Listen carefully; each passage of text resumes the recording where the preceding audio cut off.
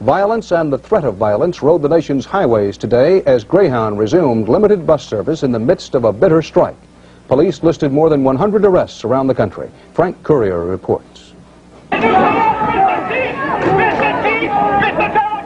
To some, it is strike-breaking, and it is ugly, as hostilities flared at dawn today outside many big city Greyhound terminals nationwide.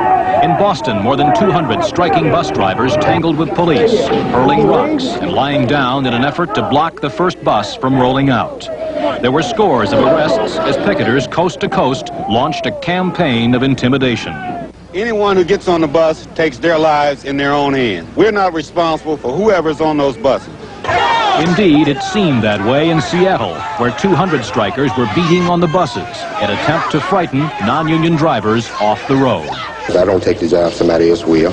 And with no progress towards settling the 15-day-old strike, it was a signal, too, to passengers that Greyhound's half-price fare offer may not be worth the risk. They would not think of going to a doctor who was a high school graduate. Why should they ride down today's superhighways, interstate highways, and risk their lives with these untrained scab drivers? That's right. Come out. In Philadelphia, a throng of jeering picketers succeeded in blocking the first scheduled bus, prompting Greyhound lawyers to seek a court injunction limiting the number of picketers. We aren't here to take this. We're here just to show the world that we are unified in what we believe in, and that's unions. Unions, unions. In Florida, a bomb threat forced a handful of passengers off a bus between Miami and Jacksonville. Should have taken Trailways. Oh, wow. Next time, right?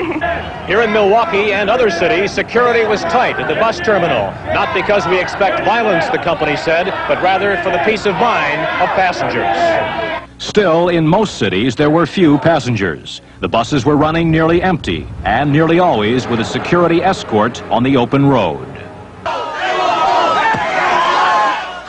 Greyhound management is not discouraged by today's ridership. But with profitable holiday travel just ahead, the union is gambling that a picket line strategy of fear and harassment will have an impact for weeks to come, worth valuable points at the bargaining table. Frank Courier, CBS News, Chicago.